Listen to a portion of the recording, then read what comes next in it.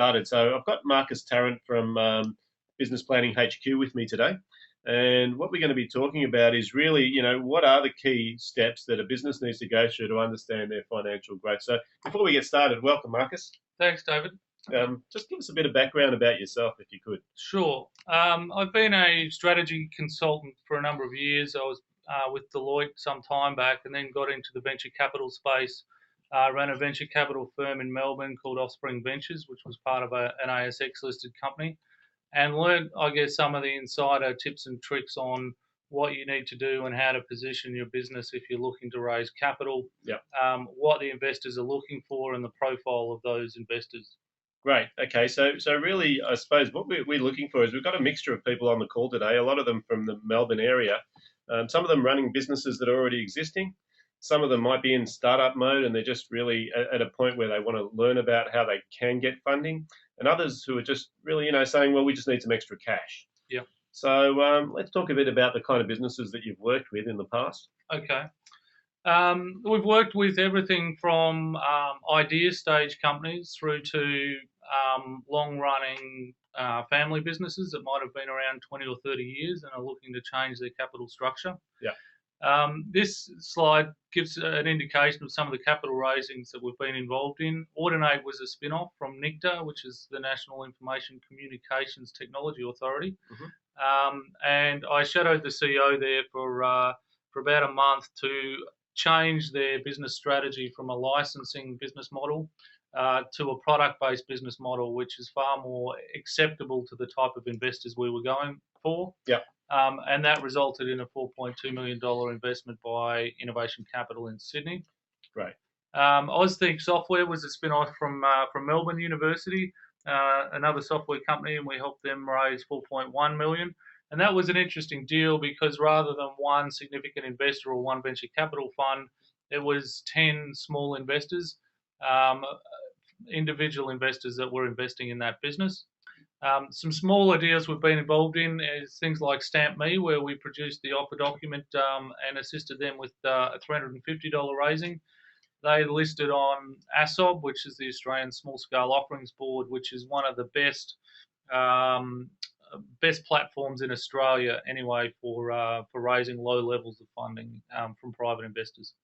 Sure. Okay. And I noticed that you've got some other sort of industries there, some devices and some mining. Yep. Can you give us a bit of a sort of perspective on those as well? Okay. Within the device space, so Credit Key came out of the ANZ Innovis program in Adelaide. Yep. They've just gone on to raise $100,000 in equity funding as a seed round, Mm-hmm. and we'll get into the different terminologies for each of the rounds shortly. Yeah. Cleantech UV is a device for scanning bed bugs in hotels. Okay. And cleaning those up. So I work with a lot of different devices, companies, and profiles. Excellent. Okay, let's flick through and have a look at some of these other. So these are the partners. So when you talk about partners, you're talking about funding sources? Can be. ASOB is a funding source. Waira is an incubator, so we support them and they support us. So they provide access to their startups because our planning processes help them raise a lot of capital themselves. Yep. So we partner with incubators, accelerators, and people that are looking to attract funding because we have a process and method that successfully achieves those outcomes for them. Fantastic. So tell me a bit about how this would apply to an existing company, so not a startup, someone who's been in business for say 2 or 3 years. Yeah. How do they go through these processes of acquiring capital? Well, there's a number of options, and it really depends on the type of company and what they're looking to do. If they're looking to perhaps grow internationally, or they've got a proven product or service that they're distributing here, and looking for international growth, then private investment is definitely a feasible and viable option. Right. Bank funding could be another option if the founders are willing to take on additional debt and risk at the director level. Okay, excellent. So maybe let's look at some of the case studies that you want to discuss today. Sure. Maybe start off with this one here. Okay, so And we will get to the 5 critical steps shortly, and they'll give you some clear and concrete things to work on. But I just thought it was important to go through what a deal actually looks like and how they're prepared and how we work through them. Sure. So Audinate was a licensing company. It was a spin-off from Nicta. Yeah.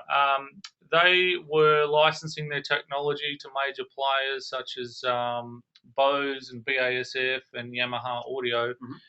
And we sat with them and really changed their mindset about what their business was to turn it into a product-based business rather than a licensing business. Okay.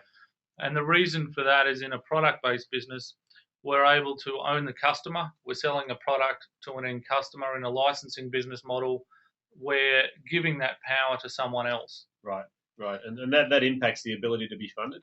It does, because what we're trying to do, particularly in a private funding situation, you've only got a couple of ways of that investor getting their money back, either via dividend or via an exit. Exit's the most commonly desired mechanism for obtaining a return. And to obtain a high return, you want to create competitive tension in the marketplace that forces one of the major players to take you out. That's right. So what you're saying is someone who's looking to fund their business growth really needs to be thinking about that when they're structuring the business. Absolutely. Think about the end when you're at the beginning. Yeah. And just think about, how's this investor going to get a return on their funds? What's the liquidity event that's going to drive them to get their money back? And what sort of time horizon is that likely to be in? Right. So if you sort of think about it as a runway, your funding gives you a runway, and how high will you be at what point in time after that takeoff for them to get what level of return in association with that. Fantastic. Look, what we're going to do is we're going to open up to questions as we go through this presentation today. But if anyone has any questions along the way, if you just type them into the questions box on the right-hand side. We have got time for questions towards the end, so we'll try and get through those if we've got the time. But let's keep going on some of these examples as well. Sure. So this was a little bit of a different deal. This I was hired by Starfish Ventures in Melbourne to assist them raise some funding for a company called AusThink Software, which was a spin-off from Melbourne University. And the challenge there, and one of the challenges, this business had been around probably 3 or 4 years. It was going slowly somewhere, but in terms of actual profitability, it was at a very low ebb. So the objective was to orient the structure to a more profitable segment of the market, and therefore build the value proposition around that. Right. So that's really, once again, in the planning stages. Exactly. And how you present the deal to the potential investors. Yes. And presenting, doing more of the same thing, particularly if you're an early stage opportunity that's proven something but haven't actually proved the commercials. You need to have a commercial strategy in place that's going to demonstrate how you're going to actually make money from it. Right. Excellent. Okay. Let's go on to the next slide. Okay, Ophidium was a much smaller deal. This was a spin-off from Monash University. Very large-scale opportunity, changed the way that optical networks can operate. And again, this was about determining the value of the opportunity at an early stage. So what problem are we addressing with this particular technology or opportunity, and how are we how much is that potentially worth to someone else in the marketplace? Okay. So really, if I'm an investor, if I'm looking to put some money into a business, what I'm looking for is a return. Exactly. So the business plan really has to stipulate not my goals of what I want to achieve in the business, but more about what return on capital invested I can return to someone who's actually not that knowledgeable about my industry. That's right. And the driver of that is really the problem that you're solving and the value of that problem to someone else. So to build your own distribution channels, for example, is a very expensive process. But let's say you were Ophidium and you sold your opportunity technology to someone like Siemens with massive distribution. You've then you've got a completely different value of that business compared to what you're able to achieve on your own. Okay. Alrighty. And that's really called obtaining a strategic valuation rather than an EBIT-based valuation. Okay, so it's really about what the projected income can be. Yes. And sort of the strategic plan needs to have a bit of a roadmap sort of identifying or articulating Yeah, what the if strategy you can is. have a think about who is in the hands of whom is my business worth more than to me. Right. So who could buy this and suddenly turn it into a 50 million, $100 million business? And they're the people you want to be thinking about and positioning and structuring for an acquisition early, Right. if you can, if you're looking to exit. Yeah. Yeah. Very cool. Okay. So let's talk a bit about Ceram. Ceram Polymeric was Polymeric. a really interesting technology company. It owns some intellectual property. So if you imagine a polymer as a plastic, Yeah. and you put that plastic under fire at 300 degrees Celsius, it turns into a ceramic. Okay. So they were using it for insulation in fire doors and things like that. So I assisted them in building their pitch. Usually, founders, when they're putting a pitch together for investment, go into the technology in way too much detail. Right. They're usually technically oriented or product oriented. And what we did here was compress was about a 60-page technical presentation into an investment style pitch, Right. which tend to be about 16 slides in total. Okay. Okay. So really, I suppose part of your role in that situation is to actually extract the value proposition once again. Exactly. And often they'll completely miss it, or it'll be embedded somewhere in the nub of what they've got, but they haven't really got to the core of why this is valuable from an investment perspective. Right.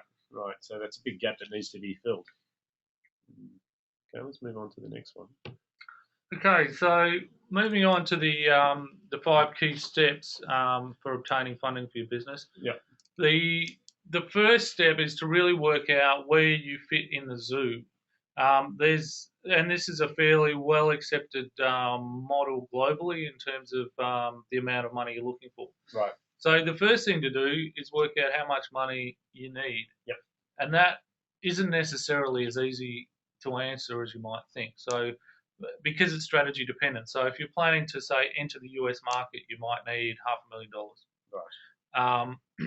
But that's not your only strategy. You could say enter New Zealand for $50,000 or $100,000, or so there's a number of factors that go into trying to identify what is the right amount of funding for my business, which is very dependent on the strategy.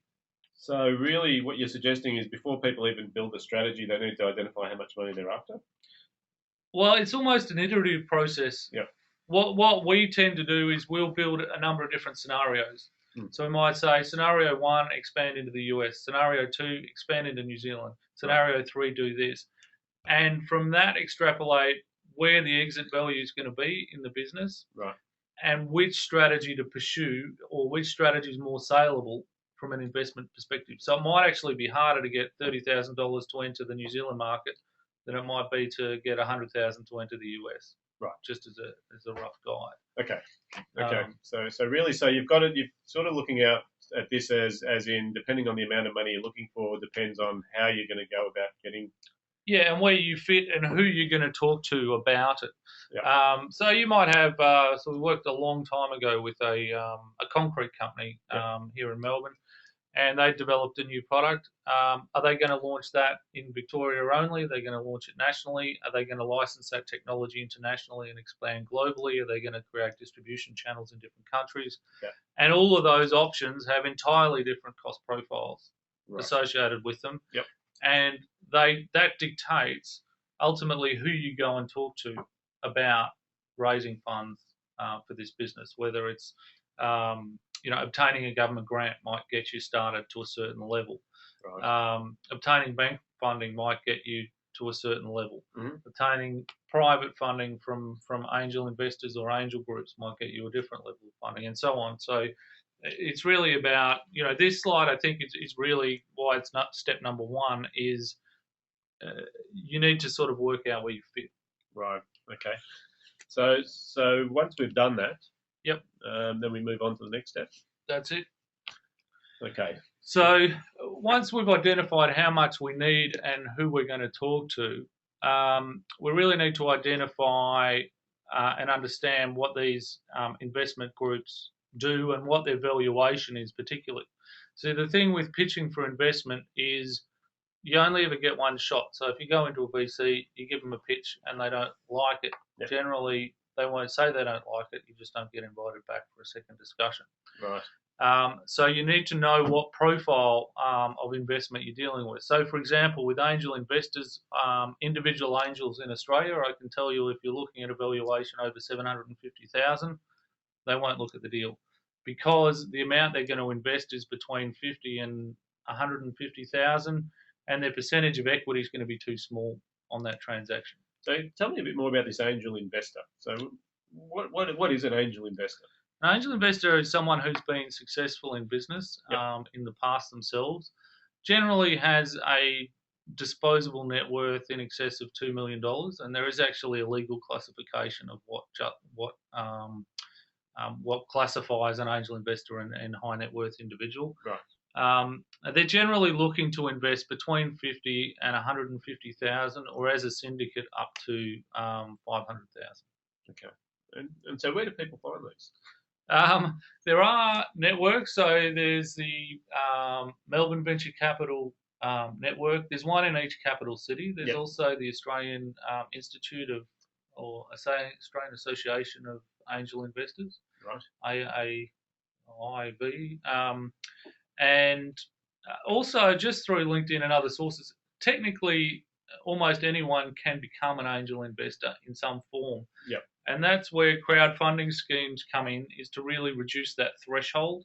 So to be an angel investor, you need to have a net worth of in excess of $2 million, excluding your main residence. Yep.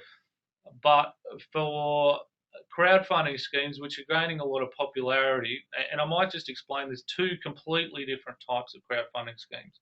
Right. The ones that you would have heard of in the media, particularly in the US, things like Kickstarter, are product-based crowdfunding schemes.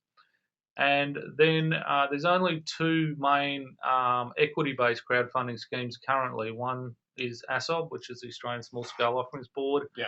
And there's another one in the UK whose name I forget. So in an equity-based situation, what you're doing is you're selling shares for money. Yep. In a product-based situation, people are pre-buying a product that doesn't exist today. Right. And getting an option to have that product at a discounted price in the future. So crowdfunding is really this whole notion of getting on the internet and promoting your product or service or idea. Yeah. And allowing people to actually almost donate or pledge online. Yeah. Okay. Yeah. So that's something that seems to be growing a lot. It is growing, and it works for certain types of products. And my view is more fad products than serious products, which are more suited to an equity style raising or other source. Great. Okay, so let's move to FFR. FFR, friends, fools, and relatives. So if you think of your investment strategy like an onion, start with the people closest to you. Right. They're the people most likely to invest at an early stage because they're investing in you as a person, not so much the business or the business model. Mm. And as you go out from there, the quality documentation you need and your approach needs to be increasingly professional. Okay, so really what you're suggesting is for people who are in that sort of business venture where they're just looking for some extra, like 50 or 100,000 or a couple 100,000, the best thing they can do is start knocking on the friends and families. Yeah, and there are regulations in the way you can do that. Right. So for those of you that are interested, if you have a look at Section 708 of the Corporations Act, there are some limitations on what you can offer in terms of shares and to whom you can make those offers and in what format you do that. Family is not a problem, but as soon as you step outside of that to associates and people like that, right, you're effectively selling equity, which is basically what the ASX does, and there's a whole bunch of regulation around that. Great. Okay, so once we've gone through those channels, the next channel to hit up is? So it might be obtaining a loan. So if you've got an existing cash flow in your business, yep, and that's demonstrable as a history, that combined with a future plan is really all the bank will need to make an investment decision on your opportunity. Okay. And we've been involved in loans of up to about $2 million yep, for individual companies. Okay. Sometimes they require external assets to be listed as on the equity register. In other cases, they don't. Okay. Self-financing is an interesting one. I worked in my early days in a startup. Was 1995. I launched a company called Tucker Time, which was a kids mini meal product, and we actually pre-sold advertising space on our package for $50,000 a seat. Yep. And that actually provided the seed funding we needed for that business. So if you can think a little bit creatively about your product or service and who else might have an interest in having a place on that, you may be able to obtain some additional revenue, or extend your creditors' payment periods, etc. Okay, so that's getting creative and just really using creditors as a source of funding as well. Yeah, and another way of doing that's to use a factoring company. Right. So there are companies out there that will buy your invoices. They'll provide you that cash straight away. So if you imagine you had 30 days cash today, you've automatically got $50,000 that you didn't have before you did that. Right. Okay, understand. Great. So when we move from there, government grants. Yeah, there's a number of different grants, and grants are dependent on the sort of business you are. So if you're in clean tech, there's a whole range of new clean technology grants that have just come out. Right. If you're looking to export, there's Export Market Development Grant, which provides 50% return. Yep. There's also a Victorian government grant, which assists with export. There's a whole range of different grant formats. And in almost all cases, some form of business plan or strategy is required to obtain those funds. So how do people know where to find grants or which grants are eligible for? There's two main websites. There's a federal one, which provides a guide on business grants, which is on the Oz Industry site.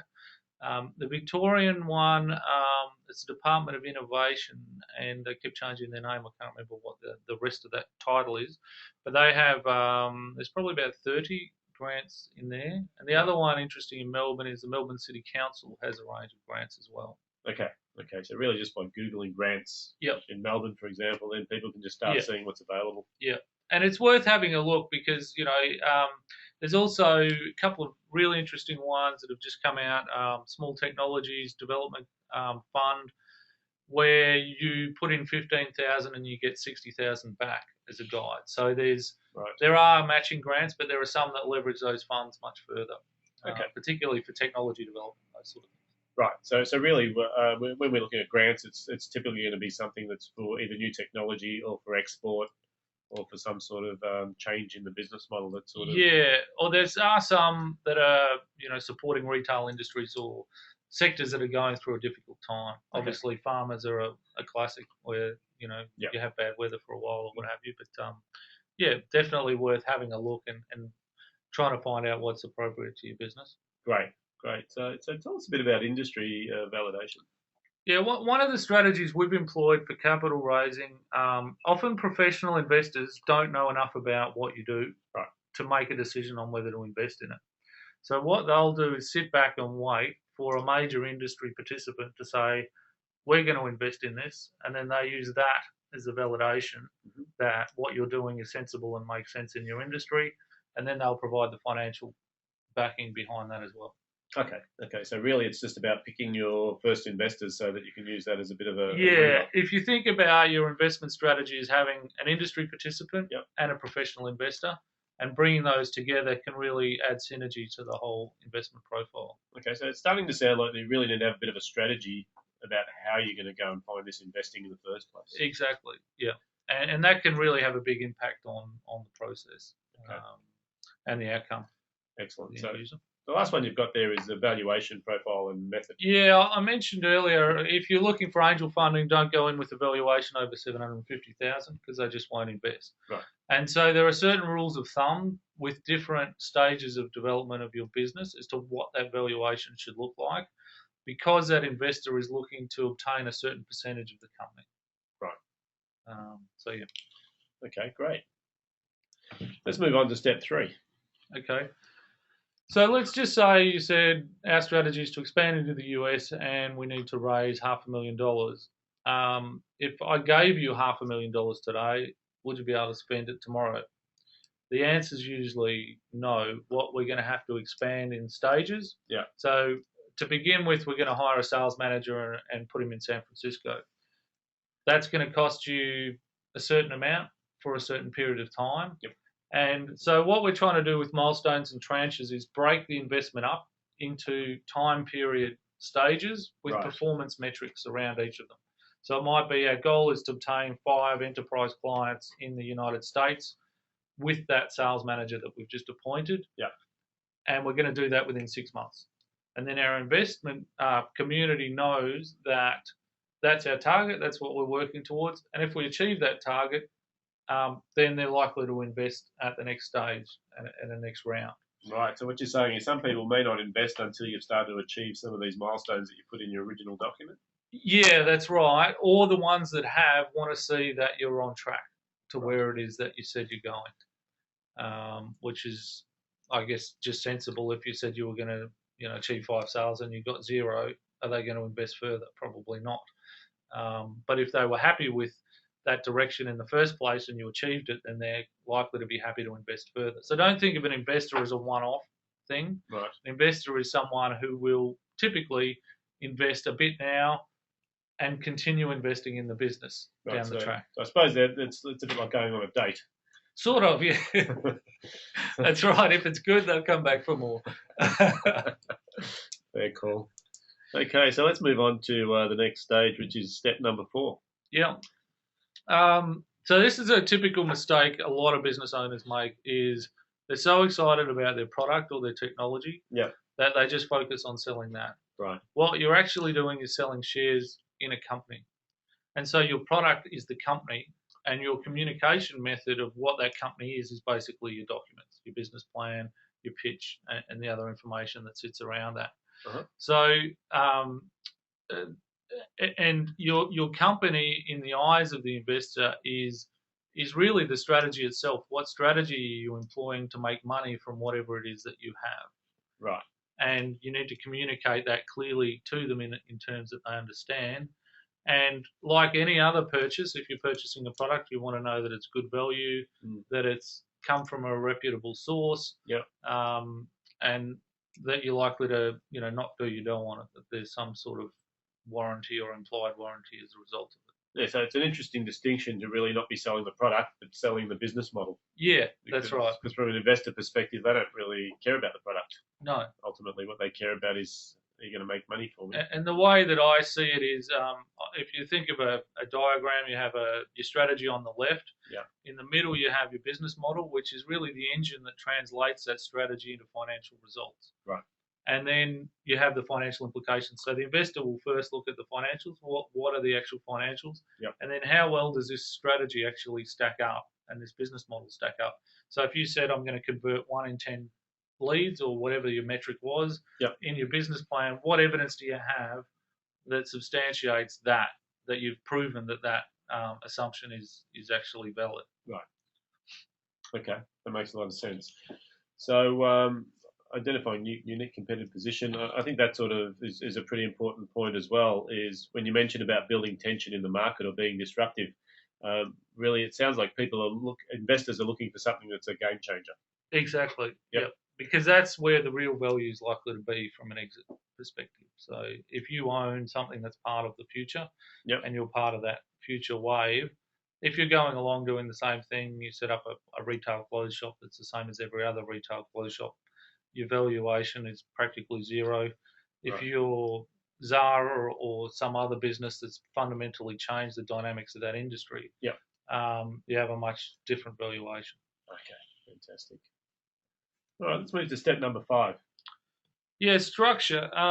So once you've worked out what investor types are your targets, they all have different preferences in terms of organisational structure. So as business owners, you may have family trusts in place, and you might have an Australian company and overseas company. So when you're identifying who's going to invest in this, think about where are they based. Yep. If they're US based, then they're going to want a Delaware company.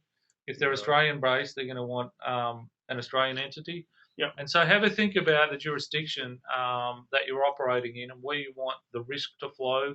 And do you set up a subsidiary company and raise equity into that? Yeah. Do you have a separate trading company from your company that holds your assets? Okay. And think about some of those structuring issues.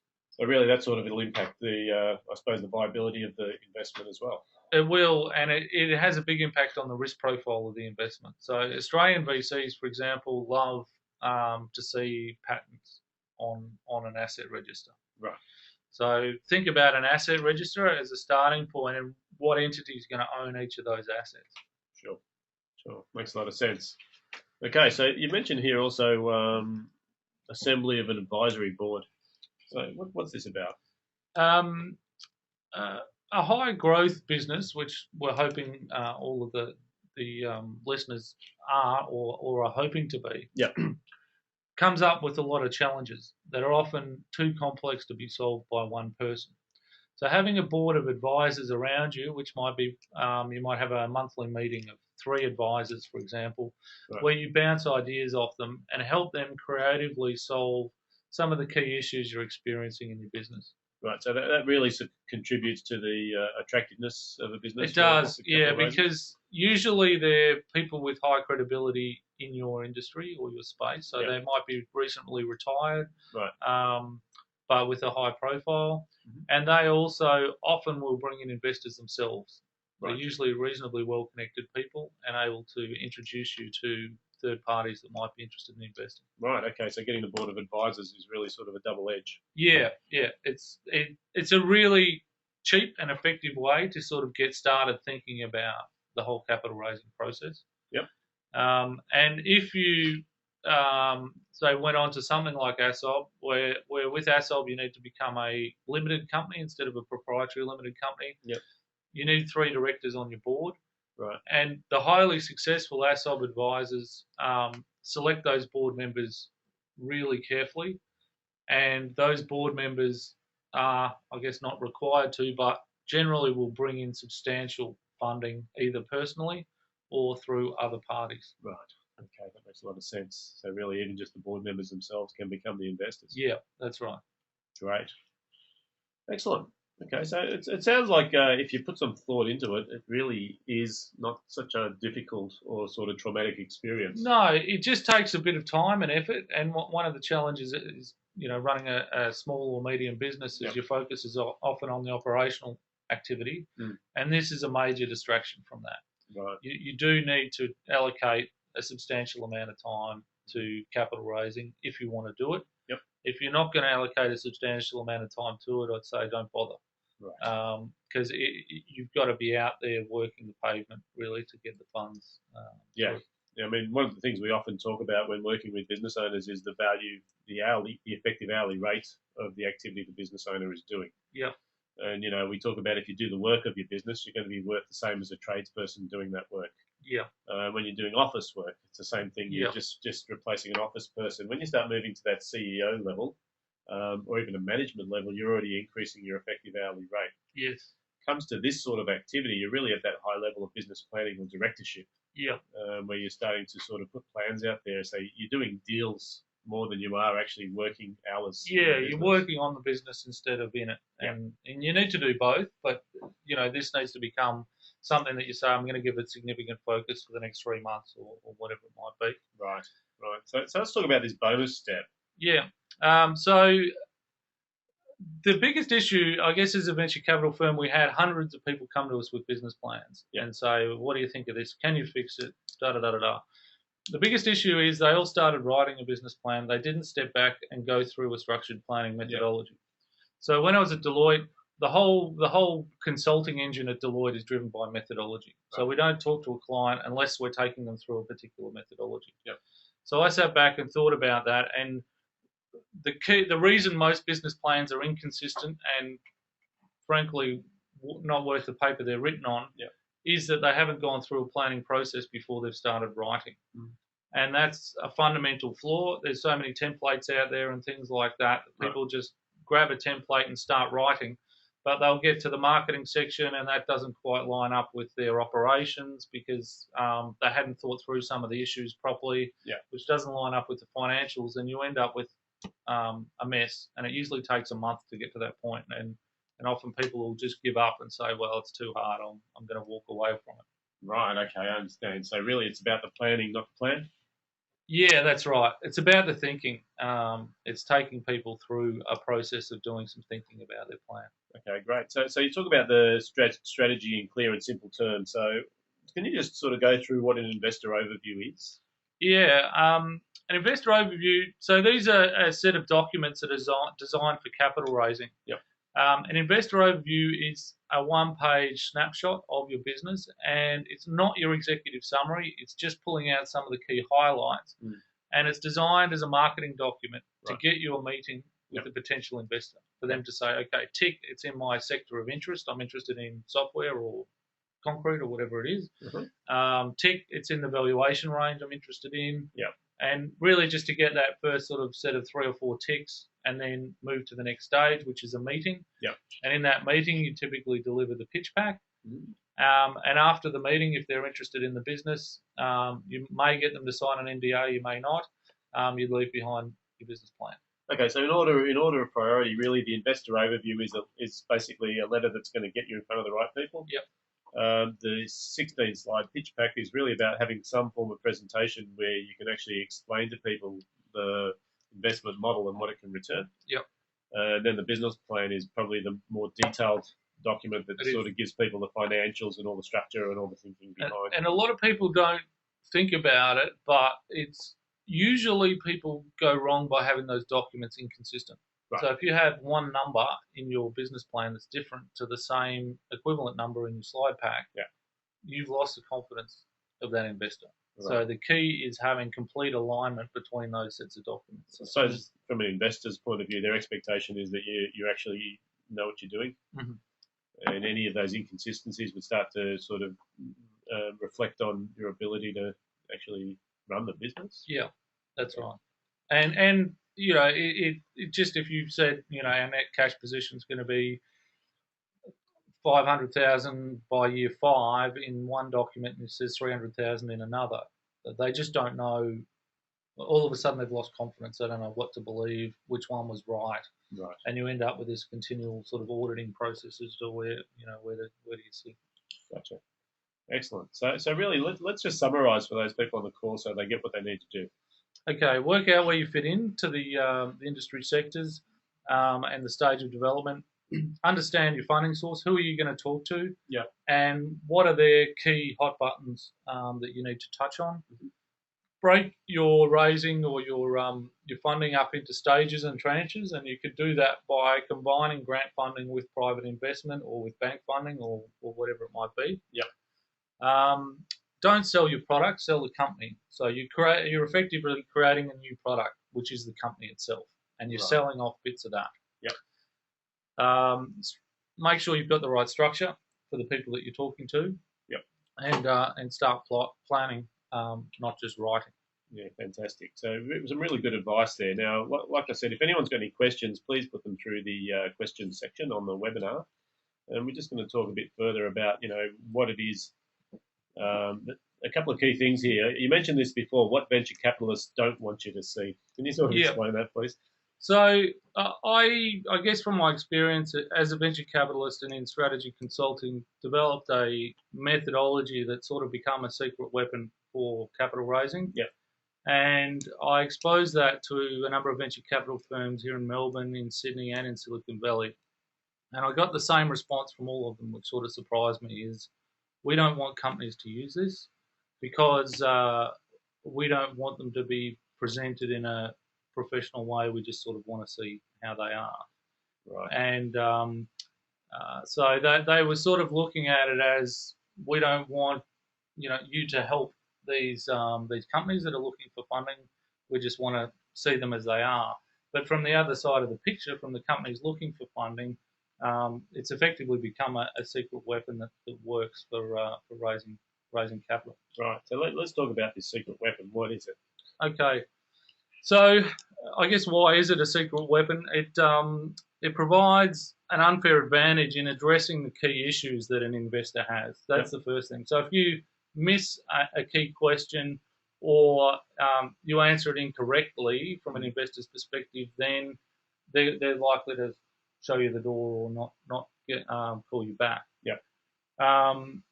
It makes the business founder look too good, as if they're a strategy consultant themselves, when usually they're more technically oriented people that have sort of grown the business from the start. Yeah. It addresses a lot of the flaws in business plans that most people tend to create just by the nature of the way that they go about it, Right. by planning rather than writing. Mm-hmm. And most business founders don't focus on the business model. Right. And some of those issues I mentioned earlier, with whether it's a licensing model, product model, or what have you, Yeah. and they don't know how to explain that. And there's been a lot of recent development in business model theory recently that enables a clearer explanation of that. And most founders tend not to sort of be aware of those types of issues. Right. And there are certain key financial metrics they want to see, certain valuations, certain valuation methodologies embedded in the planning that are critical to their decision making. Okay. So let's go through what this secret actually is. So, starting with does it work, and here's a couple of concrete examples of some work that we've done. We did some work for the ANZ Innovis Start program in Adelaide. We took them through a one-day process, yeah. And there were 10 companies there. 8 of those companies have gone on to raise $100,000 or more in capital. Yep. And one of them actually closed down, which was a good result, because the planning process actually made them aware that the founders were on completely different pages with where this business was going. So it was a good way of bringing them together in terms of where they're going. Yeah. I've run a number of sessions for Wayra, which is part of Telefonica. This one was in Mexico City. We did 11 companies. One raised $350,000 within 2 weeks, and 8 are currently in due diligence with venture capital firms. Okay, so we've had a pretty good success rate with this process. Okay, so let's talk about what that process actually is. So the theory was, what if I could virtualize a consulting process by asking you the questions that a venture capitalist or an investor needed to understand, and then I could take your answers and format them through into the series of documents that you need in order to obtain funding. Yeah. And it really is that simple, that you just answer the questions that you're likely to be asked anyway by the investor. Yep. But we actually embed those answers into the documentation. Right. Okay. So really, it's just about sort of going through this particular process, which is written almost from the perspective of venture capitalists. Yeah, exactly. So what's the secret? We take you through a proven planning methodology. It's really all about the methodology, the process, and the questions themselves. Sure. So you just answer as a user 80 key strategic questions about your business. Yep. Fill out a cash flow worksheet, and you're done. And that process takes 4 to 6 hours. Okay. And then we create the documents for you, because we know where we need to refine certain things and what have you in terms of what you've said. Right. So we take you through scoping the business, for example, which you'd never typically do if you're writing a business plan. But what are the actual boundaries of this business? What are the assets that sit in it? Yep. How does it work? And then we try and build the proposition out from the customer. So what's the customer problem? Mm-hmm. And how are we actually addressing that customer problem in the marketplace? Right. And then we build the business proposition out from that customer issue. Yep. So it's really like working through a structured series of questions that's going to essentially what an investor would be asking. Yeah, that's right. Excellent. And this process, so you go through this process in a workshop environment? Yeah, we offer 2 means of delivery. We do a workshop, which we've got one coming up on the 19th of April. Okay. And it's also can be done as a self-guided process with embedded videos that people can do in their own time. Right. Okay, so let's go through how it works. So this is a screenshot of inside the tool. The questions are dynamic, and basically you just go through and answer the questions, and then we create your business plan, pitch pack, and investor overview for you. So you'll do the whole thing? We do all the documents. So you don't even see a document. You don't have to touch a document. Yeah. We do the document creation. Great. And you get those documents in Word and PowerPoint, so you can edit them or add to them if you need to. Okay. So go on, let's go through this. Okay, so as I mentioned before, it's proven to raise capital obtain grants and bank funding in difficult economic circumstances. Yep. It's fast. It takes you less than a day of your time. Right. So we do it in a 3/4 day workshop, or you can do it in your own time as and when you want. Yeah. For us to create a business plan for you from scratch without this tool usually starts at about $20,000. We did a $30,000 one last year. However, the tool really brings the cost of that down to under $1,000, which is a massive time and cost saving. Yeah. And yeah, we've got a special offer for the next 24 hours. Well, let's talk about that.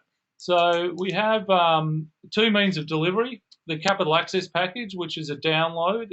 It's based in Excel, so if you've got Excel 2007 or later, just download it and away you go. Yep. Or the Business Planathon, which we've held in London, Dublin, Silicon Valley, a range of different places. Yep. And they've all had really successful outcomes in terms of capital raising, and that's on the 19th of April.